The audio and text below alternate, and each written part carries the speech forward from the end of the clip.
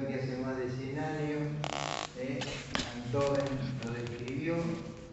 Sin embargo, los principios de la electrocardiografía actual son los mismos que los de aquella época, a finales del siglo XIX.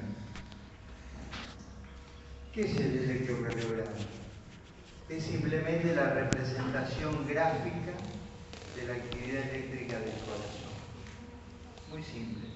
El corazón tiene una actividad eléctrica y una actividad mecánica que se acoplan entre sí, se coordinan entre sí para permitirnos la vida. El electrocardiograma, para comprenderlo, hay que entender, primero recordar cómo es la anatomía.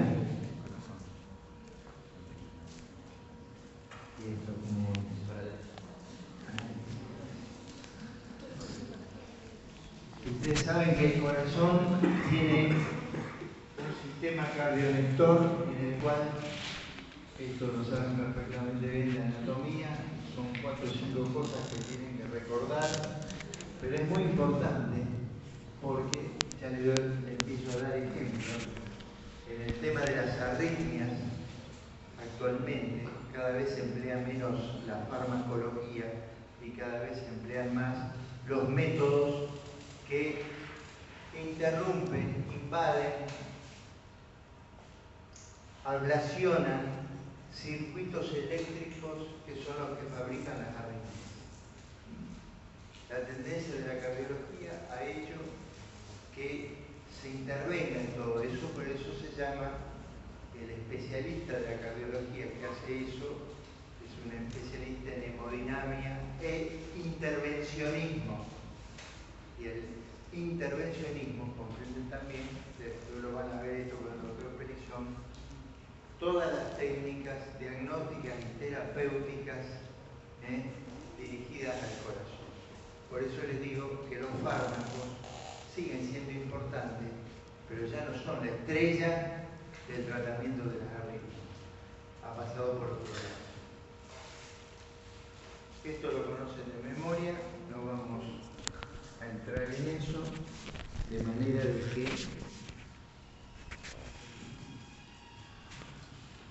el profesor Mariani, ¿cuál era?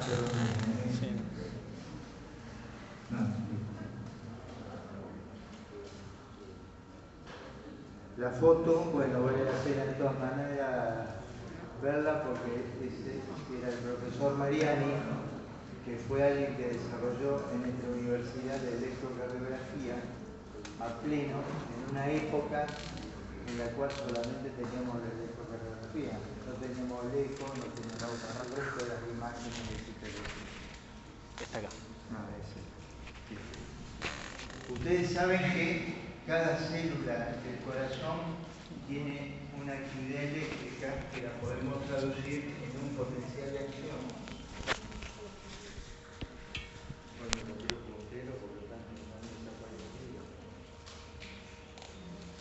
Y cada parte del corazón, ahí no hace falta que se lo explique demasiado, corresponde a una parte de la activación, donde tienen el resultado final, es este dibujo, donde el primer accidente se llama P, el segundo accidente se llama QRS y el tercer accidente se llama T.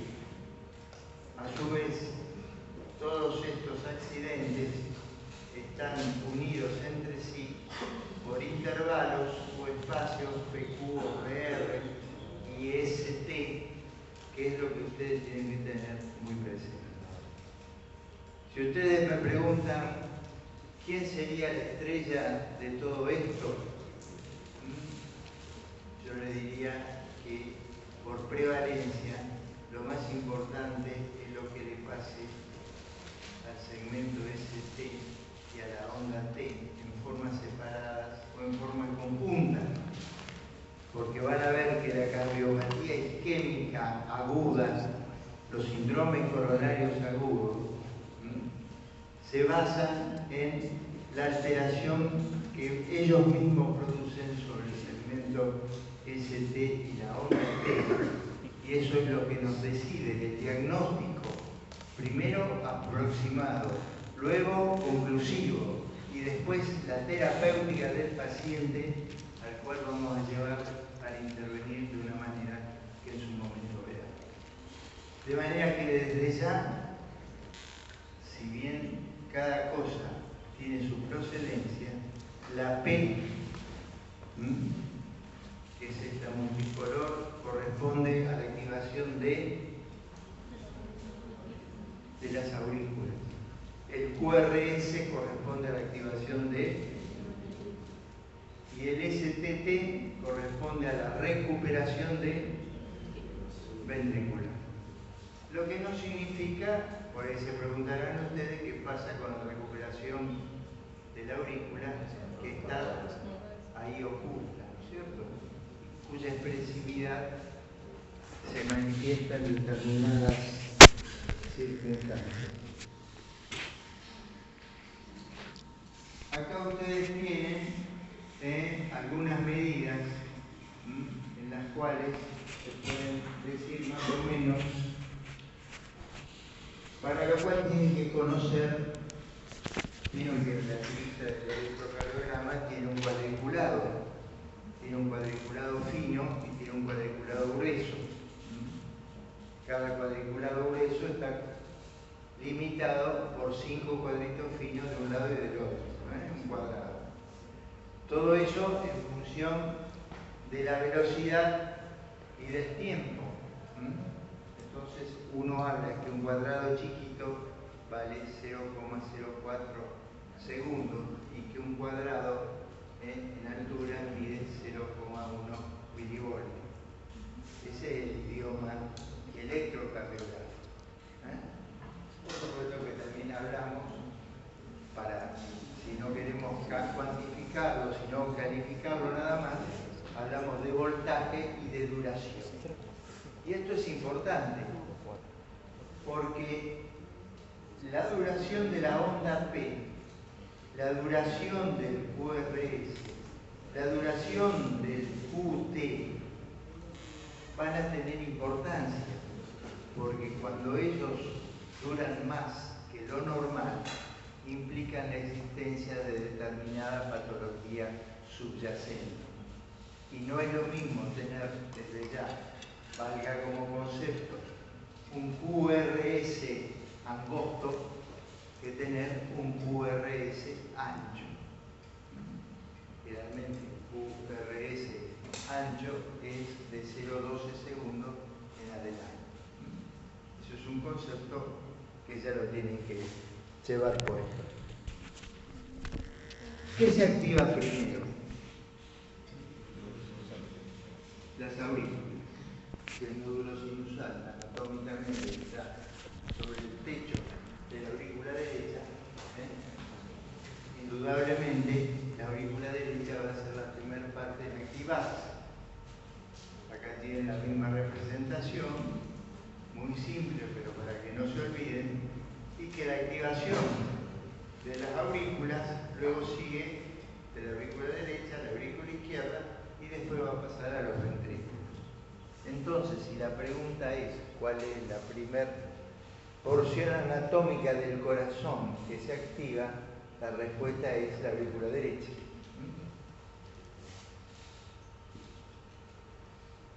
Acá tienen dos colores, cómo se continúa esa activación. Se va sombreando la aurícula derecha, luego la aurícula izquierda, y luego esto hace un ensamble con esto que parece un muñequito con dos patas largas, que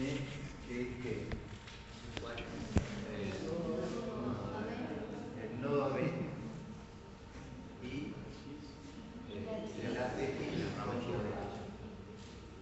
Eso es pueril, pero lo tienen que tener bien presente, porque la patología va a ser la consecuencia de la alteración de esa parte.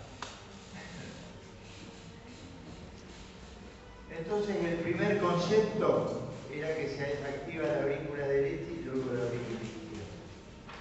El segundo concepto, bien, miren que acá dice despolarización septal.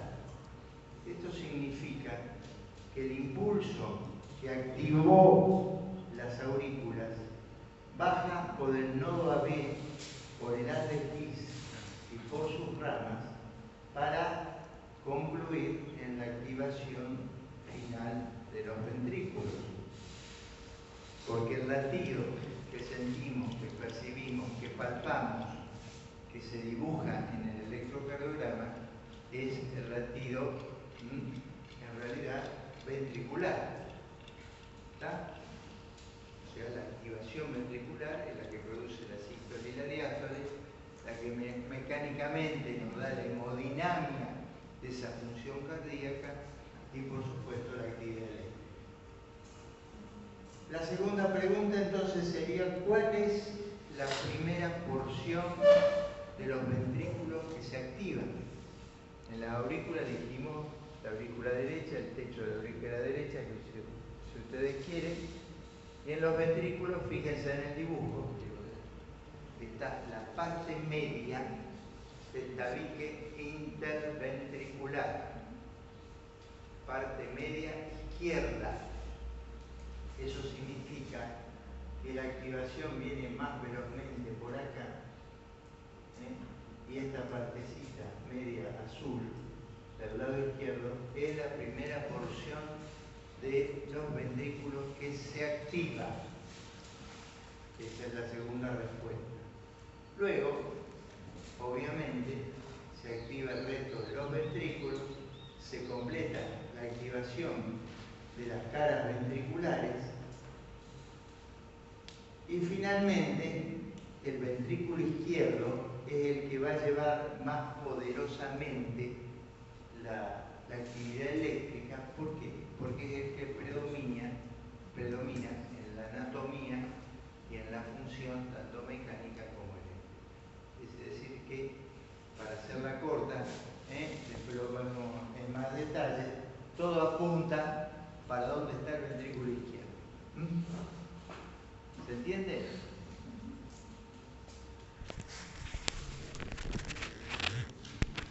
Fíjense acá, continúa la misma historia. Se va tiñendo de azul todos los ventrículos, el septum, pared ventricular. ¿Entienden el dibujo? Es una rebanada de corazón, ¿no es cierto? Y después, usted ve, me dicen, ¿qué es eso marrón que empieza a cambiar de color y luego se vuelve marrón? Eso significa que hay una recuperación, hay un tiempo refractario en el cual la actividad eléctrica no puede ser estimulada, pero finalmente, cuando esto vuelve a estas condiciones, vuelve a ser posiblemente activado. Y así tenemos 80 latidos por minuto, etc. Si ustedes quieren ver la representación gráfica simultánea, ya vimos la P, el PQ, acá aparece la Q, la R, la Q, la R, la Q, la R, y finalmente la T. Fíjense que en estos dibujos está representado por una R, pero esto depende a su vez de cómo veamos nosotros los vectores, que enseguida vamos a estudiar, los vectores de la activación eléctrica de las diferentes partes del corazón. ¿Por qué? Porque para hacerlo esto un poquito más didáctico, alguien inventó el tema de los vectores, que tienen una dirección y una cuantificación, una punta que dice que todo lo que se acerca a la punta es positivo, y una cola que dice que todo lo que se aleja y muestra la cola es negativo. Es un principio general, vectorial, en el cual, repito, hay una sucesión de vectores que empiezan por la aurícula, que y a su vez está lo que se llama posición anátomo-eléctrica, que es la ubicación del corazón dentro de la caja torácica. Lo que hará,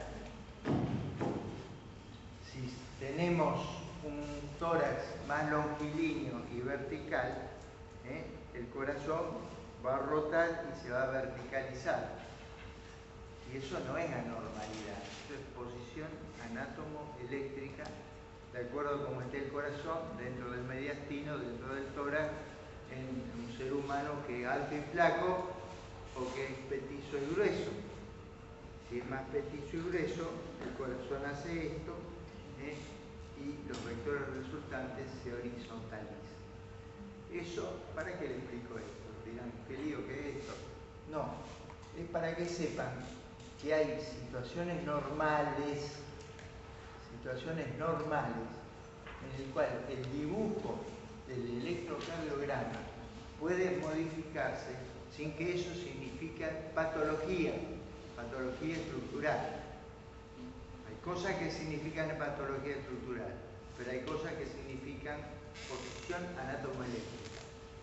Cuando se juntan las dos cosas, viene el electrocardiograma deductivo.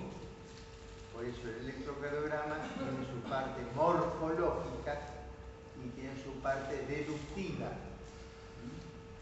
Porque para deducir una conclusión muchas veces tienen que hacer una composición teorizante que suele ser compleja.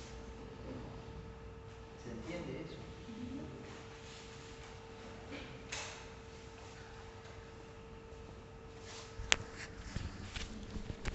Bueno, seguimos.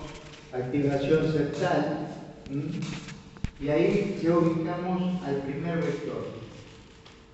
Entonces, esa activación septal, repetimos, la primera parte de los ventrículos que se activa, región septal media izquierda, da origen a un vector que tiene esta dirección, de izquierda a derecha. De izquierda a derecha.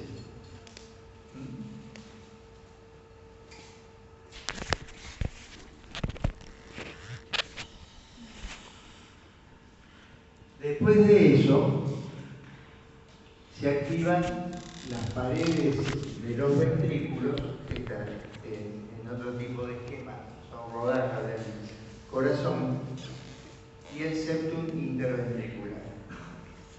Y ustedes ven, acá está el vector septal, que apunta de izquierda a derecha, de abajo a arriba, un poco más adelante o un poco más atrás. Después tienen el vector de las paredes libres, que es este vector que tiene adrede más grosor y está pintado de negro. ¿Por qué? Porque cuando se activan las paredes ventriculares, como les decía antes, en el campo eléctrico predomina la pared ventricular izquierda. Y ustedes me dirán, ¿y el ventrículo derecho no tiene actividad eléctrica? Sí, pero el ventrículo derecho es una minita así. Y el ventrículo izquierdo tiene varios milímetros. Entonces, la actividad mecánica y la actividad eléctrica son totalmente diferentes. Y esto hace que en el campo eléctrico, en este caso, predomine la activación de las paredes libres del ventrículo izquierdo. Por eso el segundo vector o vector resultante de la activación de las paredes libres es un vector que apunta para la izquierda. Siempre apunta para la izquierda.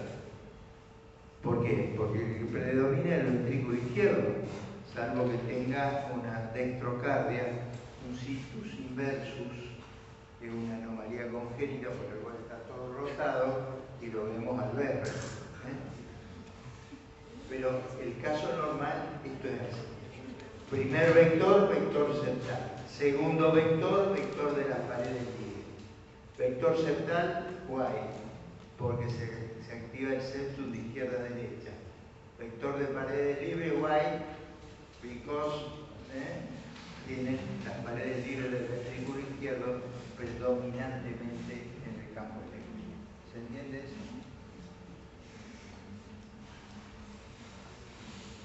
¿Y cómo ensamblo yo todo este lío con el dibujito del electro? A ustedes les tienen el electro. Si están pasando sala, ustedes tienen que leer el electro de una manera en la cual yo entienda lo que ustedes dicen. Si ustedes me dicen que la onda P es alta y puntuda, yo ya sé que eso significa que es una P de sobrecarga auricular derecha. Hace falta mirarlo. Si ustedes me dicen que tiene una onda R en B5 y B6 que mide 50 milímetros, yo ya estoy pensando que tiene un crecimiento del ventrículo izquierdo. Si usted me dice que tiene un eje vertical a 120 grados, yo ya estoy pensando, o es un flaco que mide 2 metros y pesa 80 kilos, o tiene hipertrofia ventricular derecha. Y yo no vi eso me lo tienen que contar ustedes porque entienden este razonamiento. Si logramos que sea. Fíjense esto. Acá juntamos todo. El vector sextal, este pequeñín, vector de paredes libres, grande, grueso y negro. Este tercer vector, que es de las zonas basales, ¿por qué está representado? Y usted me dice, ¿para qué me mete el tercer vector? Sí, la verdad, sirve para poco y nada, pero sepa que existe, y lo van a ver en los libros, un vector de las zonas basales que tiene interés en ciertas patologías. ¿Por qué? Porque las últimas partes que se activan de los ventrículos son las zonas basales. Entonces, como son las últimas en activarse, podemos representarlas por un tercer vector, también pequeñito, que se va para arriba, para atrás, un poco más a la derecha que a la izquierda. Y si quieren hacer más lío, acá hay una zona que se llama zona sextal derecha baja, que según algunos autores, esto tomen los vuelos de pájaro, tiene un vector profundo. Lo que interesa es que sepan el vector 1 y el vector 2. Con esos dos vectores ustedes sacan esto. ¿Se entiende? Pregunten, interrumpan, digan que no entienden.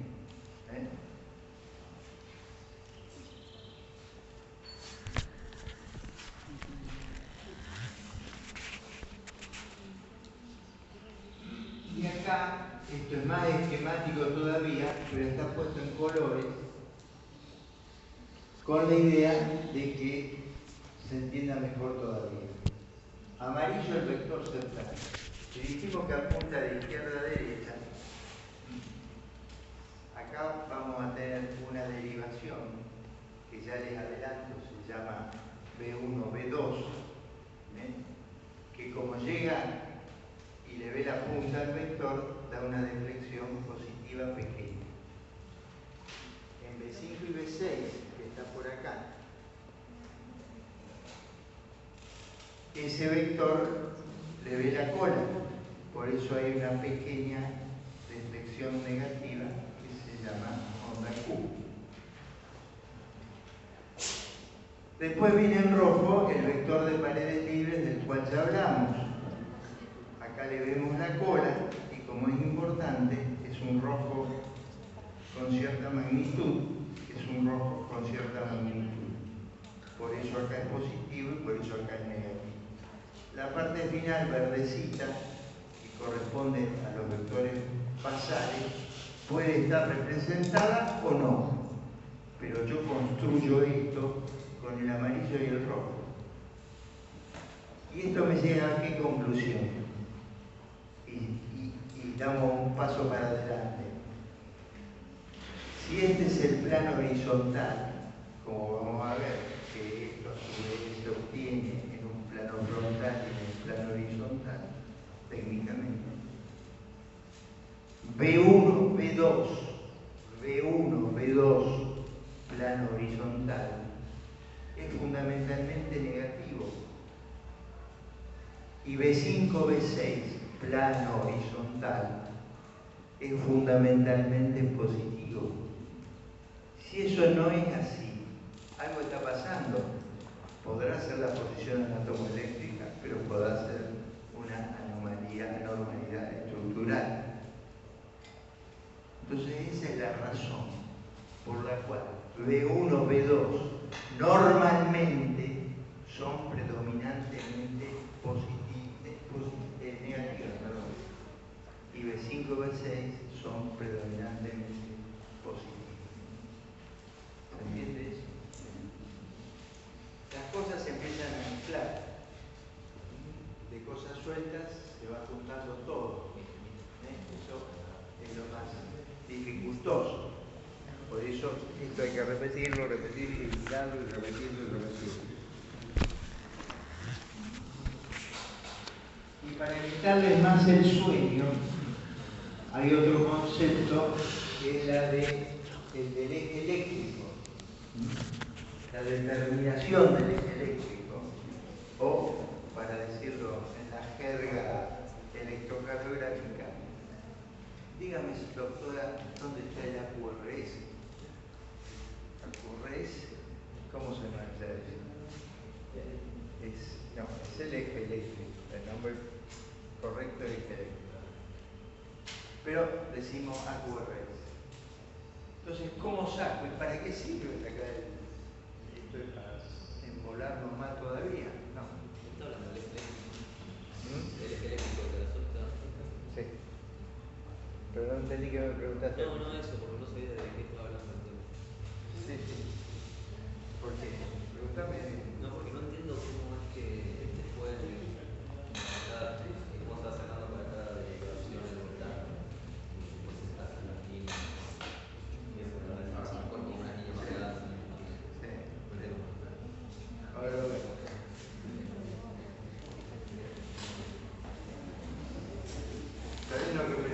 ¿Entendieron lo que preguntó el compañero? No, es que se hacen los dibujos del cuerpo humano con las diferentes derivaciones y con la electricidad. Eso, Está bien, porque eso te ayuda a entender por qué se toman dos planos y por qué cada plano tiene una visión diferente. Por ahora llévense esto. Hay algo que se llama eje eléctrico o AQRS, que también está gobernado o dictado por lo que vimos antes: la posición anatomoeléctrica y la anomalía estructural que tenga el corazón, las dos cosas. Y que eso se determina de esta manera, después lo repasamos, haciendo una cruz con dos derivaciones. Habitualmente tomamos D1 y ABF. Y hacemos esta cruz que después les voy a explicar. Eje eléctrico o AQRS. Esto lo puedo ver.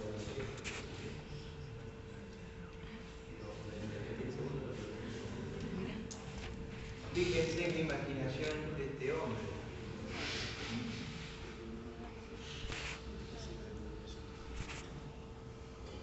Para registrar la actividad eléctrica del corazón, obviamente, el trabajo fue pensar cómo lo hacíamos de afuera de una forma no invasiva, porque si no, tenemos que agarrar como el sapito de experimentación y clavarle electrodos para saber cuál era, de qué forma tenía cada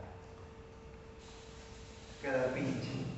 Y acá tiene superposición, que es lo que el doctor preguntaba, de la imagen humana y del sistema que ideó Einthoven, y este es el famoso triángulo de Einthoven, que está en todos los libros. La escuela mexicana y la escuela brasileña son las que más estudiaron en su momento esto. Y acá empezamos a hablar de derivaciones. ¿Y qué son las derivaciones? Las derivaciones son sistemas pactados para poder visualizar y graficar la actividad eléctrica del corazón. Para ellos tenemos que utilizar las derivaciones de los miembros que son las que componen el plano frontal. Entonces, el primer concepto ya les dice que hay una forma de captar la actividad eléctrica del corazón mediante este sistema, que es el triángulo de Beethoven, en el plano frontal. ¿Cómo está constituido el plano frontal? El plano frontal está constituido por 6 derivaciones. Estas 6 derivaciones son 3 unipolares y son 3 bipolares. Entonces tienen ABR, que es brazo derecho, tienen ABL, que es brazo izquierdo, tienen ABF, que es pierna izquierda, y el indiferente, que es el negro. Con ello yo construyo un triángulo por el cual puedo captar esta actividad y transformarla en un dibujo. Entonces ustedes ven que en D1 yo tengo P, URS, T. En D2 tengo P, URS, T. Y en D3 tengo P, URS, T. Y bueno, y esto lo entiendo un poquito, pero no del todo. Pregunto, ¿por qué? Porque esto es como si yo estuviera viendo el juego de vectores ubicado acá y lo miro desde esa ventana, desde esa, de allá. Y esto no se mueve, esto está siempre en el mismo lugar, pero de acuerdo a la ventana desde donde yo lo voy a observar, la forma y distribución del vector es diferente, lo que no quiere decir que haya cambiado ni que sea anormal. Por eso fíjense que en un electro normal, en general, D1, D2, D3 son fundamentalmente positivas. Y esas son las derivaciones bipolares. Bipolar se refiere a la diferencia de potencial, en este caso, entre brazo derecho y brazo izquierdo.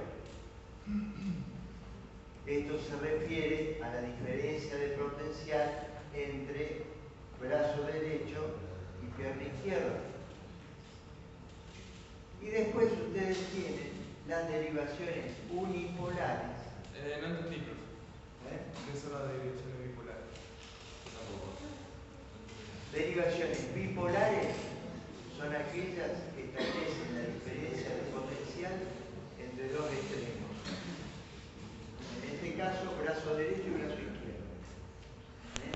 Eso es bipolar. Unipolar sería brazo derecho o brazo izquierdo. ¿Entienden? Brazo derecho, pierna izquierda sería una derivación bipolar, porque la diferencia de potencial entre dos extremos sería D3.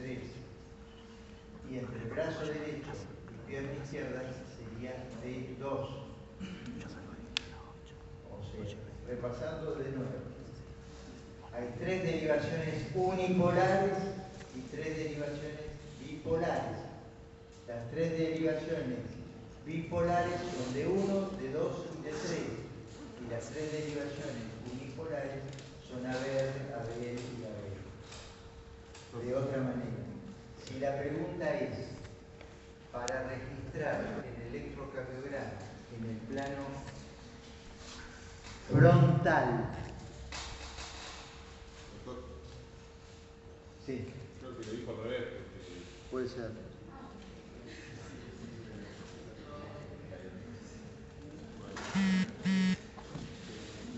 Verá que dije, me sale todo. Hazme el favor, sí, ¿cómo se vuelve? Ahí está. Parece que vuelvo para atrás. Ah, para volver atrás de ella. Sí. Ah, bueno. Vamos una por una. Estamos en el plano frontal, ¿de acuerdo? Hay dos planos. Para registrarse el electrocardiograma hay dos planos. Un plano frontal y un plano horizontal.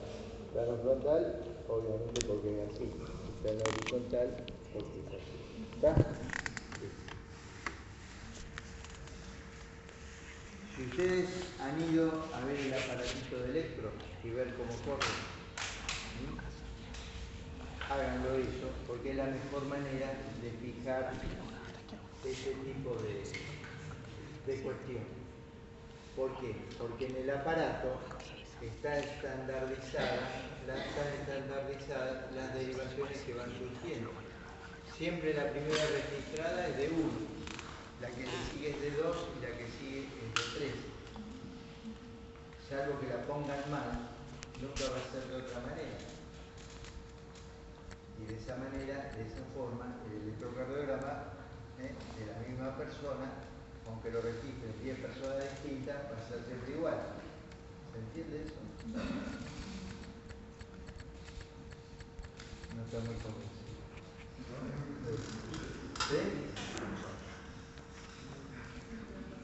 D1, la que está arriba marcada, bordeada de azul, es la diferencia de potencial entre brazo derecho y brazo izquierdo. D1. Sí, pero ¿por qué es positivo? Si se está alejando, está viendo la cola del vector. Yo lo estoy mirando desde acá, toda la grada lateral. No acá, acá arriba.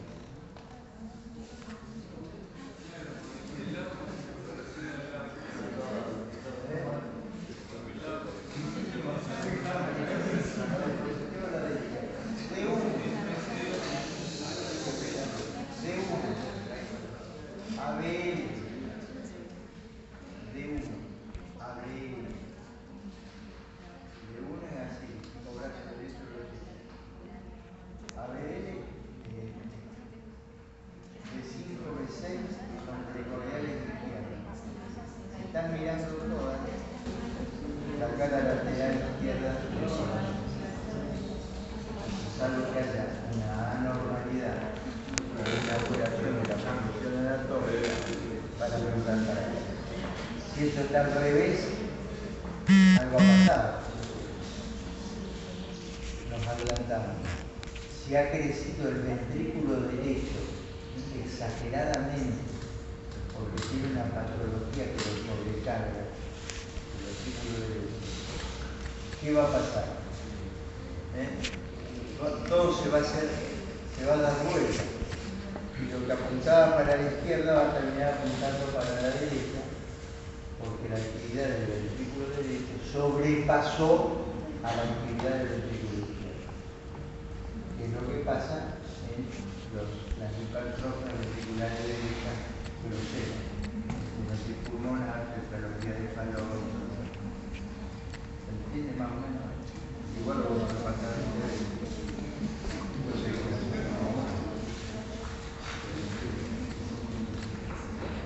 entonces, dijimos, D1, D2 y D3 son unipolares o bipolares. Bipolares. ABR, ABL y ABF son unipolares o bipolares. Unipolares. Esta es la sucesión que ustedes tienen en la tirita de papel. Cuando van ahí, se ponen al lado de la técnica. Si no lo hicieron, les sugiero que vayan en la primera puerta donde está el consultorio externo. Golpean ahí y dicen que va de parte nuestra. Lo único que tienen que hacer es ponerse ahí al lado del enfermo y de la técnica y mirar cómo corre el paciente. Den 2 días de eso y no se olvida nada.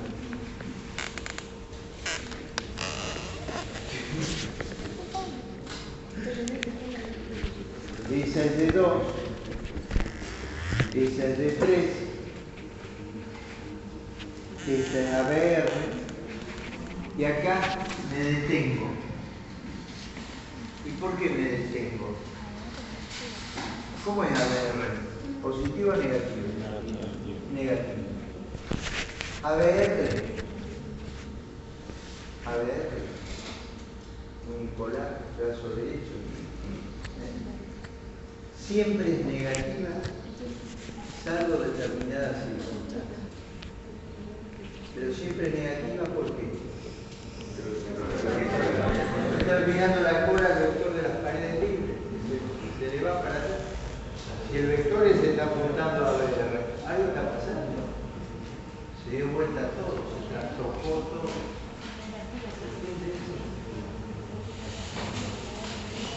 O sea, esta es otra regla. ABR habitualmente es negativa. Y la pregunta es, ¿cómo es ABR? Habitualmente, fundamentalmente, primordialmente, generalmente es negativa. ABL y ABF van a depender de una serie de cosas y pueden variar en su forma.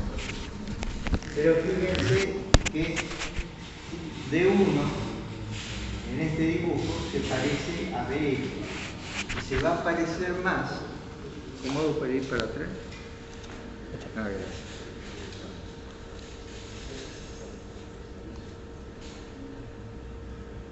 Si ustedes se acuerdan de esto, porque ustedes tienen que B1 y B2, acuérdense que son fundamentalmente negativas, R chica, S profunda, y que B5 y B6 es fundamentalmente positiva, Q chica, R, que tenga S o no importa demasiado.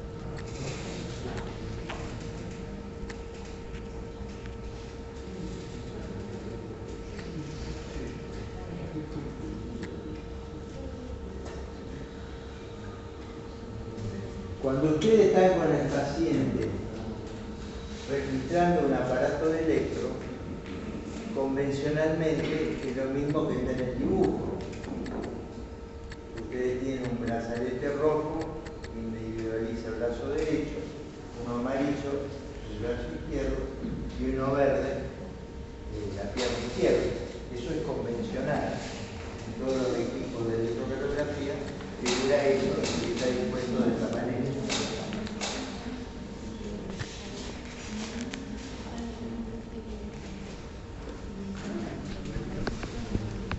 Este es el otro plano, el plano horizontal.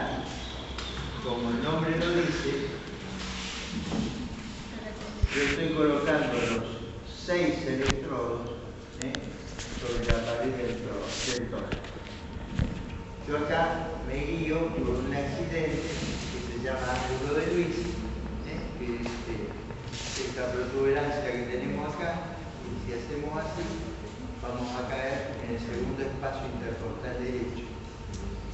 Y ahí contamos, segundo, tercero, cuarto. Cuarto a la derecha es B1, cuarto a la izquierda es B2, B3 está entre B2 y B4, B4 es quinto espacio, línea axilar anterior, y B5 línea axilar. Si cortan esto así, en una rebanada del cuerpo, van a tener la ubicación del corazón y el plano horizontal. Entonces, el electrocardiograma, para simplificar todo, se registra en 2 planos. Cada plano tiene 6 derivaciones. El primer plano es el plano frontal, en el cual hay 3 derivaciones bipolares y 3 derivaciones unipolares. Y el otro plano es el plano horizontal, que tiene 6 derivaciones. Conclusión, yo saco 12 lugares distintos de donde estoy observando la actividad eléctrica vectorial del corazón. ¿Se entiende? Es la parte más jodidita de todo este cuento, porque ya después lo otro, en morfología, lo que la rama derecha es así, lo que la rama izquierda es así, y los detalles a los cardiólogos. Fíjense acá. Dijimos que B1, B2 eran fundamentalmente negativas, y que las precordiales de izquierda, un poco más corridas o menos corridas, eran fundamentalmente positivas. Si esto es al revés y B1 fuera como esto y B5, B6 fuera como esto, algo está pasando. Porque el bloqueo de rama derecha tiene hipertrofia ventricular derecha o es una persona demasiado longilínea y con un corazón vertical. Esto es más fácil de entenderse. ¿Comprenden? Este era el segundo. Para volver para atrás. Ah, Atrás.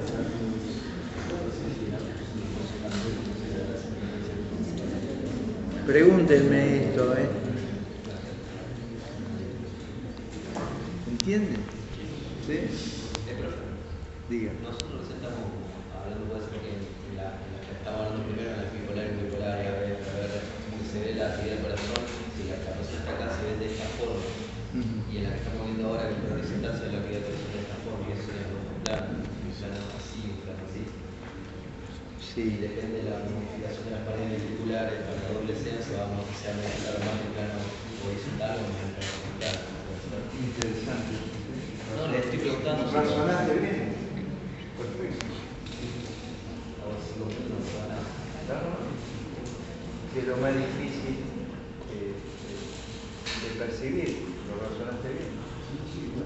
¿Quieres repetirlo?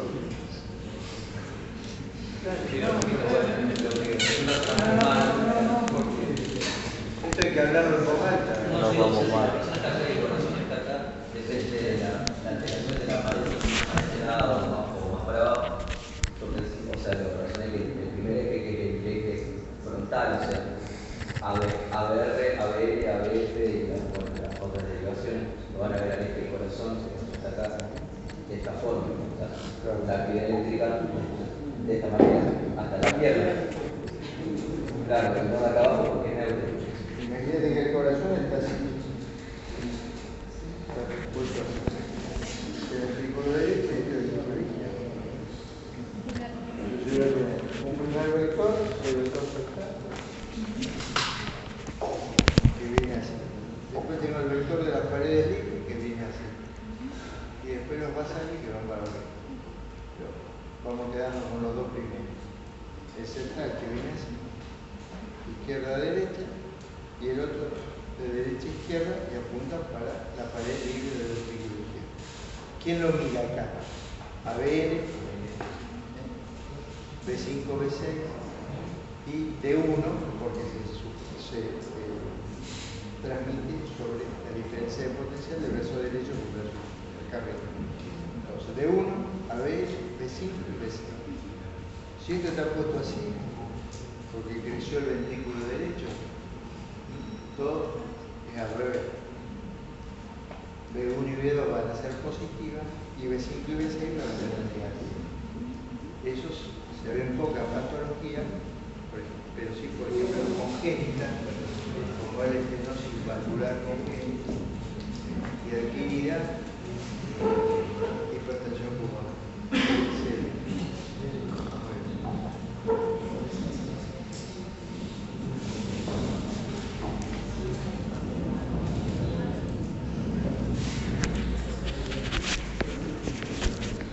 Bueno, repasamos rápidamente.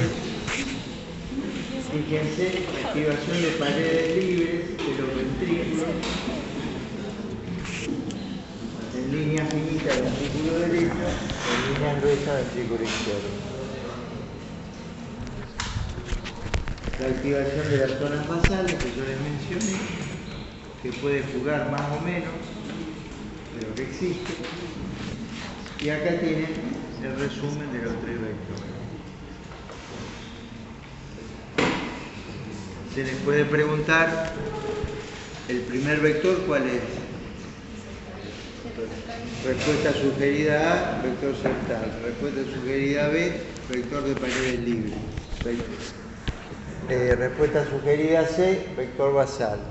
Respuesta sugerida D, vector de masa aceptal derecha baja. Y ustedes van a marcar ¿cuál? Bueno.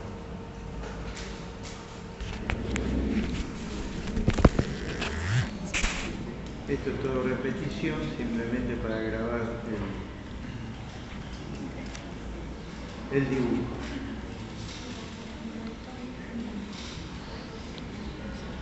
Ahí está el ángulo de Luis, que les decía. Y debajo del ángulo de Luis, como cae segundo espacio intercostal. Segundo, tercero, cuarto, y después empieza a contar.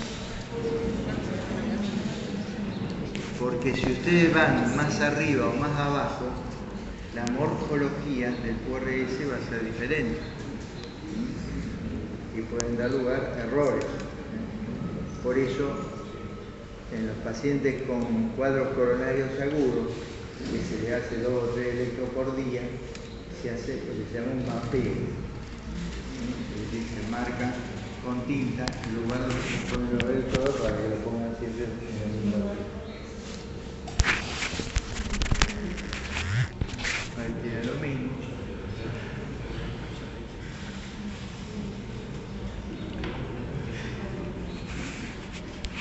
Ustedes pueden preguntarme qué es eso de la U.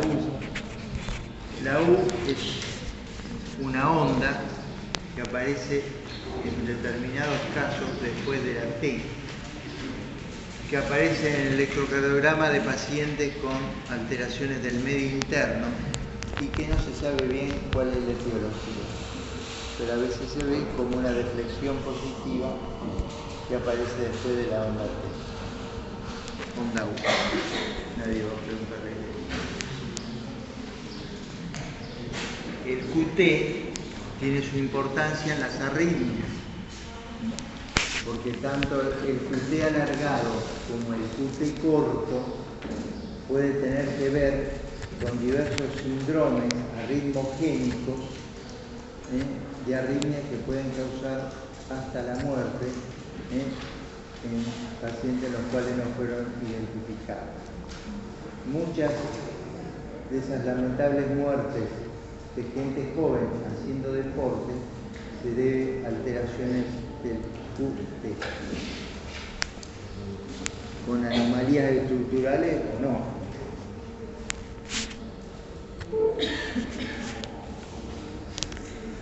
Y acá están los cuadraditos que yo les decía.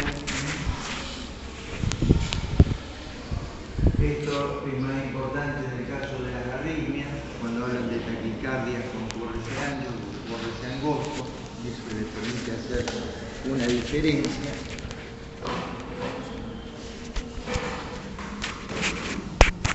Esta es la forma de sacar algo que se usa en arritmia, que es el QT corregido, que es el intervalo QT por la raíz cuadrada de la distancia RR.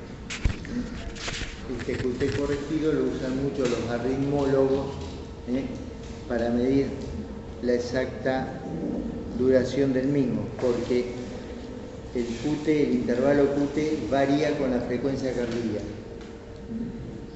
¿Se hace sobre D2 la evaluación de QT? ¿Cómo? Perdonando.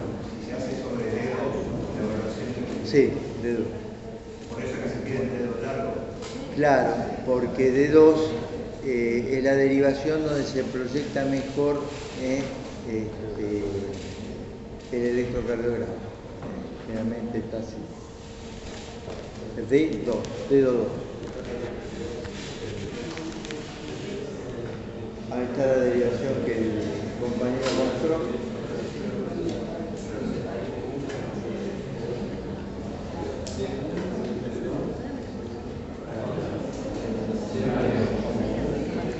Bueno, y para terminar, volvemos un poquito para atrás, pero quiero que vean.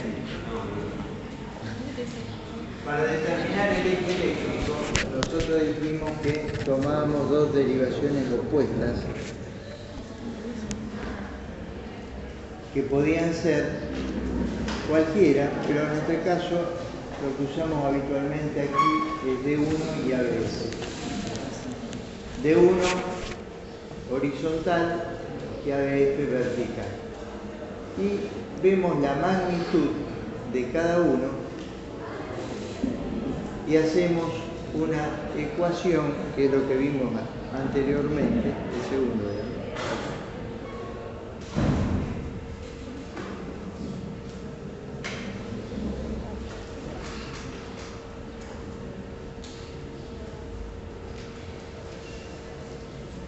Si de 1 tiene esta magnitud, supóngase que son 1, 2, 3, 4, 5 cuadraditos, y ABF en positivo tiene esta magnitud, supongan 1, 2, 3 cuadraditos, saco la resultante de lo mismo, que es geometría, y saco una flecha, un vector consecuente, que es el que apunta abajo a la izquierda y que me da el AQRS o el eje. Entonces, si yo me pregunto acá, ¿qué eje es este paciente?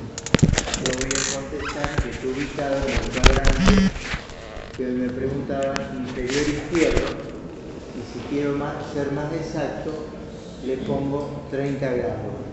Porque si esto es 0 grados, esto es 30, esto es 60 y esto es 90, es geometría. Esto es 90, esto es 120, esto es 180, y así sucesivamente. Positivo de este lado y negativo de aquel lado. Siempre jugamos con los ejes eléctricos alrededor de esta zona. Y hoy me preguntaban, lo normal, habitualmente tenemos un eje eléctrico a más 30, más 40, más 60. ¿Se entendió algo eso? Para hacerlo lo más simple de lo simple. ¿Te gusta?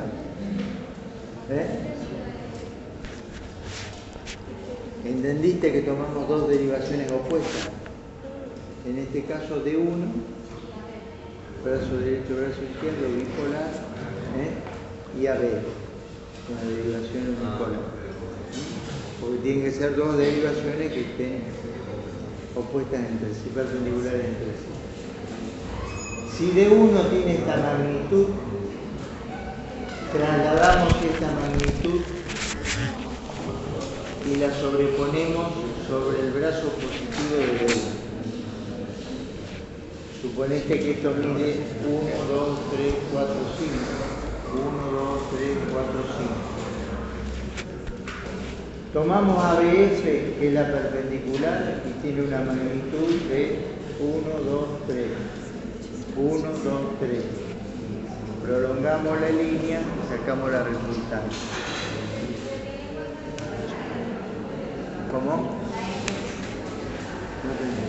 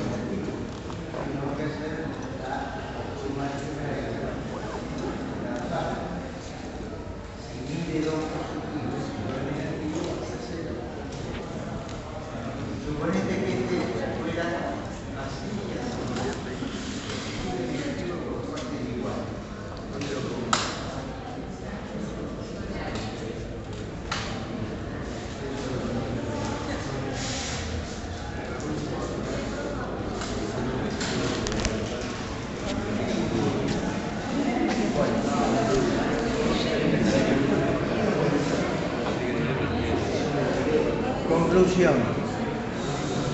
Llévense de hoy 3 o 4 cosas.